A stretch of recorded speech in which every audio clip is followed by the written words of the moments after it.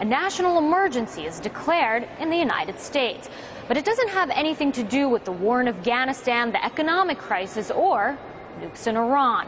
Instead, it's H1N1, the swine flu. But is all this media hysteria really justified? And is the threat as dire as some would have us believe? Well, joining me to discuss this and other burning issues, both here in the U.S. and abroad, Congressman Ron Paul. Thank you so much for speaking with me. So you have called this whole vaccination program a failure. Why?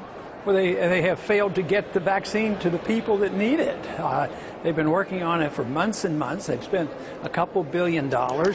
And I have several physicians in my family, and they don't have any vaccine in their office. So even if they wanted to give it, they don't have it. And so it just demonstrates when governments decide to do something, that they're pretty inept at doing it, even though a lot of money was spent.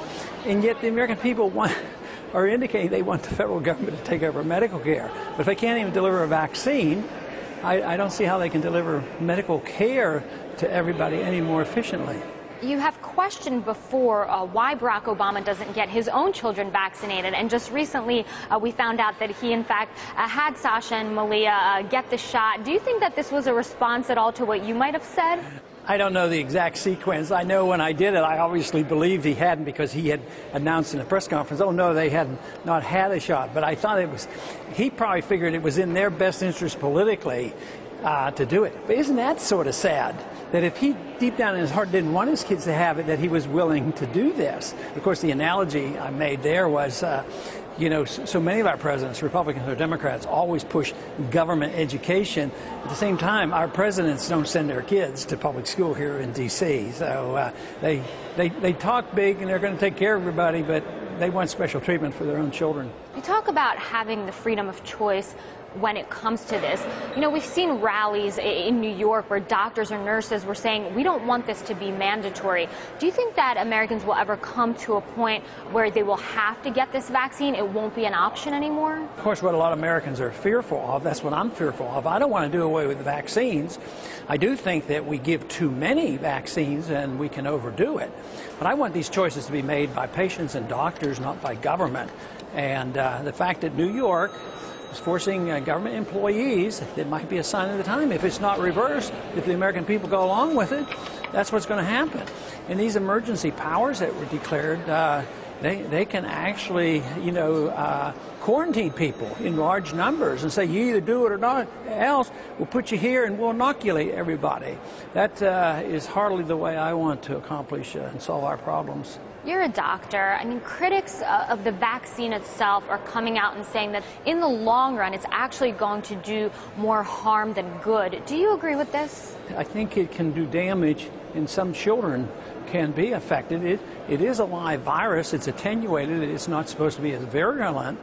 But yes, there are rare cases of people dying from reaction to medication. And if this flu is not so serious, which it doesn't sound to be, you know, they were yelling and screaming about 1,000 deaths.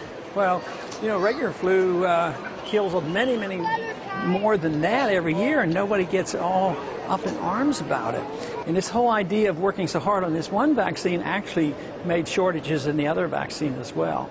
So it really doesn't make a whole lot of sense. There seems to be so much media uproar regarding this issue, perhaps even taking precedence over other burning issues, particularly when it comes to foreign policy and the situation in Afghanistan, because the real crisis seems to be occurring within the White House, that debate, you know, send more troops or change the military strategy completely.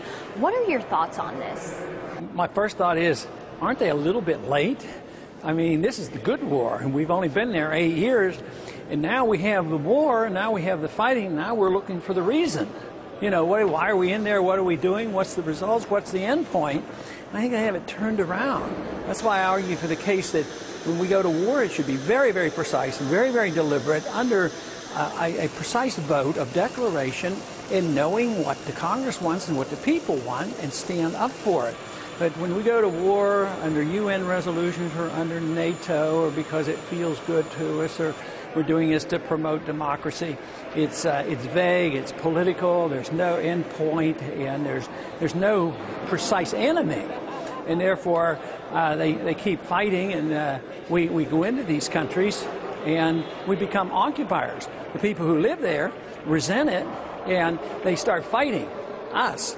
So we call them terrorists. Well, they're terrorists there. They're bad people. We have to send more troops in.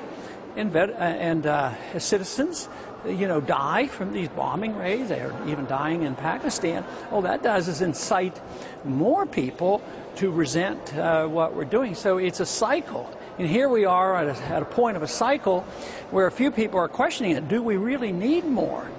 And, of course, the military wants more, and Obama probably is honestly in a box because he supports the war. He supported it during the campaign, and the military wants more troops, but a lot of Americans don't, especially the Democratic base. So he has a dilemma. So it'd be much better to have a precise position, non-intervention. You know what you're supposed to do. Just stay out of those places. I'm glad you mentioned Pakistan. It's becoming more and more crucial in this fight. We've seen violence increasing. What is the future going to hold? More chaos and more killing and more resentment toward Americans. And, there's a big fuss because we just voted more foreign aid, and rightfully so. The civilian population sees that as more control, and the Pakistanis have fought frequently internally over civilian control versus military control. The last thing that we need is us being involved there. But our policy in Afghanistan has spilled over because some of the people we were trying to kill in Afghanistan have gone into Pakistan.